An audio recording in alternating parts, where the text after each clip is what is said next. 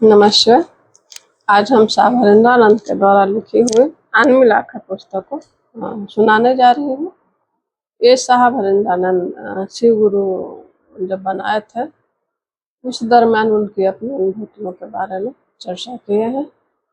तो आइए हम देखते हैं कि हरिंद्रानंद साहब ने कैसे कैसे शिव को गुरु बनाने के बाद उनका जीवन में अनुभूति आया और उनकी अंत प्रेरणा क्या रहा। साहब लिखते हैं कि जब वीडियो थे तो वीडियो से उनको प्रोन्नति हो गए दंडाधिकारी के रूप में। तो जब आगे मधेपुरा, पहले पाटन थे, पाटन में वीडियो थे और वीडियो से प्रमोशन होकर के दंडाधिकारी के रूप में मधेपुरा आ गए। आगे लिखते हैं कि ट्रेन से पटना आया, बाबूजी सचिवालय में ही पदस्थापित थे। उनके महेंद्रू स्थित सरकारी आवास पर कुछ घंटे रुकने के बाद सड़क के रास्ते मधेपुरा के लिए प्रस्थान कर गए। पहुंचते पहुंचते देर हो गई। जब योगदान लेने जा रहे थे साहब मधेपुरा, तो उसके पहले सचिवालय में उनके पिताजी थे, तो पिताजी से मिल लिए। उसके बाद बस से सड़क के रास्ते मधेपुरा पहुंच गए। एक पाटन था जो छोटी छोटी पहाड़ियों से घिरा था, वहीं दूसरी ओर मधेपुरा बलुई मिट्टी और कोसी के अभिशाप से अभिशाप। साहब पहले पाटन में थे तो वहाँ छोटी छोटी पहाड़ियों से घिरा हुआ था, लेकिन वहीं दूसरी तरफ जब मधेपुरा आए तो बलुई मिट्टी और कोसी से अभिशप्त नदी थी। शायद अध्यात्म की धारा ही इनका कल्याण कर सकती है। 9 सितंबर 1982 को मधेपुरा जिला मुख्यालय में ही हरिंद्रानंद ने योगदान दिया। 9 सितंबर 1982 मधेपुरा जिला मुख्यालय में ही साहब ने योगदान दिया।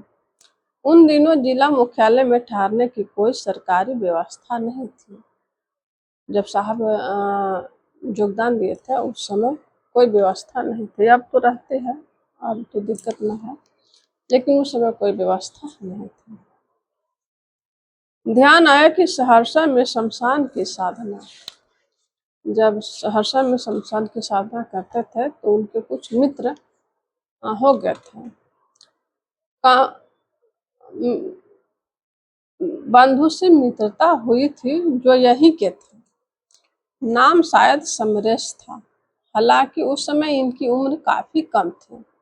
इनके मित्र शहर के जाने माने व्यक्ति थे, सो आसानी से उनके घर का पता मिल गया। जो समरेश बाबू थे, जो शमशान में साधना करते थे पहले आरा के शमशान में, तो इनका दोस्त बन गए थे। तो वही इनको लगा कि मुख्यालय में तो रहने रात्रि विश्राम का कोई जगह है नहीं, तो क्यों ना मित्र के यहाँ चला जाए। और उनका जो मित्र था वो थोड़ा चर्चित थे, इसलिए उनका घर आसानी से मिल गया। 2 दिनों का प्रवास अब मित्र के आवास पर होना तय हुआ। शाम का वक्त था।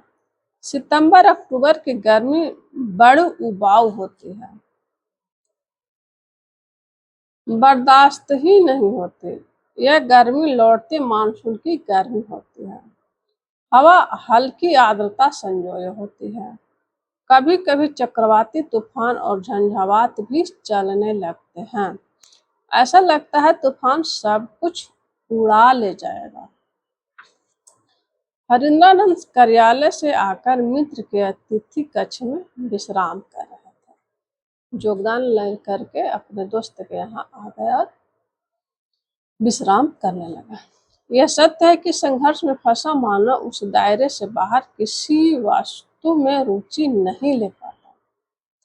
मन में एक तूफान था, भयानक तूफान जो उमड़कर सारे बंधनों को तोड़कर बाहर निकल जाना चाहता। ये टूटे थे हर मोड़ पर टूटे थे, लेकिन कभी हारे नहीं थे। पत्नी की बातें रह रह कर मन के द्वार पर दस्तक दे जाते। हमारा संयुक्त प्रयास हो जनमानस की संभ्रमित अवस्था को खत्म करना। साहब अरिंदर जब योगदान लिए दंडाधिकारी के रूप में, तो अपने मित्र के यहाँ जब विश्राम कर रहे थे, तो उस समय इनके मन में तूफान चल रहा था, बड़ा तूफान। तूफान ये था कि साहब शिव को गुरु बना लिए थे, तो उनको लगा कि अपना दोस्त को बताएं कि न बताएं, तो इसी धुएं में वह थे।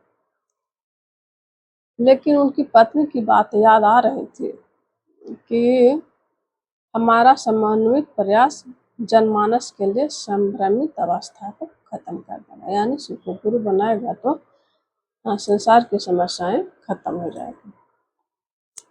उफ, आज बहुत गर्मी है, कहते हुए समरेश कमरे में दाखिल हुआ। उनके साथ एक और व्यक्ति थे, जिन्होंने कमरे में दाखिल होते ही हरिंद्रानंद के समक्ष अपनी आत्मीयता भरी शिकायतों का अंबार लगा दिया। जैसे वर्षों से बंद पड़ी मंजूषा खोल दी है। अपने चिरपरिचित अंदाज में इन्होंने मुस्कुराते हुए कुशल छेम पूछा। इन मित्रों ने शमशान साधना के क्रम में इनके साथ कई शाम और रातें बिताई थी, इसलिए चित्त की व्याकुलता समझते देर न लगी। जब दोनों शमशान में साधना करने जाते थे तो दोस्ती हुई थी, इसलिए इनको समझते देर न लगे कि कुछ परेशानी है। इन मित्रों ने शमशान साधना के क्रम में इनके साथ कई शामों रातें बिताई थी, इसलिए चित्त की व्याकुलता समझते देर न लगे। पूछा, क्या बात है, आप थोड़ा परेशान सा दिख रहे हैं। कोई खास बात? वैसे भी मित्रता तो एक ऐसी कुंजी होती है जो सभी समस्याओं का निदान लिए खड़ी रहती है। यह न उम्र देखती है न ओहदा। कितना भी पदाधिकारी हो, मित्र तो मित्र है। अपने दोस्तों के बीच हरिंद्रानंद ने मन की बात रखते हुए कहा, मैंने शिव को गुरु बना लिया है।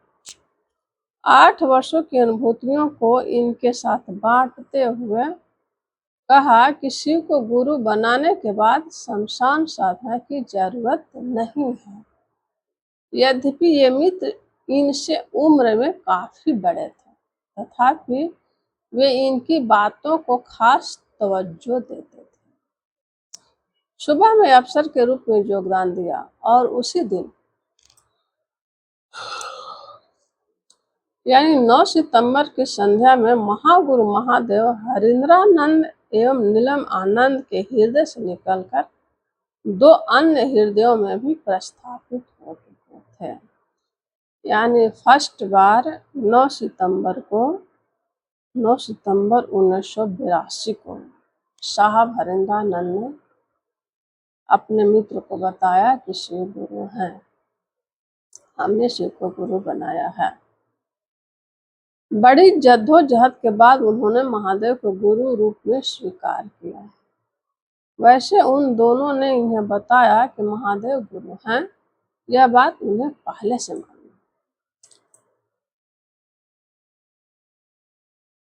Thank you, thank you, thank you. साहब को बड़ा आश्चर्य हुआ कि जब मैंने और नीलम ने किसी को बताया ही नहीं कि शिव गुरु हैं, तो इन्हें कैसे मालूम हुआ। उन्होंने उत्सुकतावश पूछ दिया कि आप लोग कैसे जानते हैं कि शिव गुरु हैं। उन लोग बोले कि हाकिम जानी छी शिव गुरु छथिन। भारतीय वाङ्मय हमें शिव के गुरु होने की प्रामाणिकता देते हैं। रात भर तर्क वितर्क का दौर चलता रहा। मन होता कि यह प्रसंग और चले, बस चलता रहे, उसमें और नई शाखा प्रशाखा फूटती रहे, बस फूटती रहे। हरिंद्रानंद की हार्दिक आकांक्षा यही जान पाती थी। मित्र भी इसी विषय पर संगत करते। वर्षों पूर्व आरा के गांगी शमशान में जो सत्य अनुभूति हुई थी, वह सत्य आज सामने खड़ा था, बिल्कुल सामने। अपनी सैद्धांतिक प्रामाणिकता के साथ।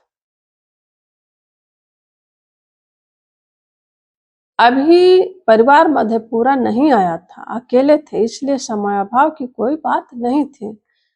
साहब ने ग्रंथालयों में जाकर शिव विषयक सभी पहलुओं को खंगाल डाला, क्योंकि साहब को मालूम नहीं था कि शिव गुरु हैं।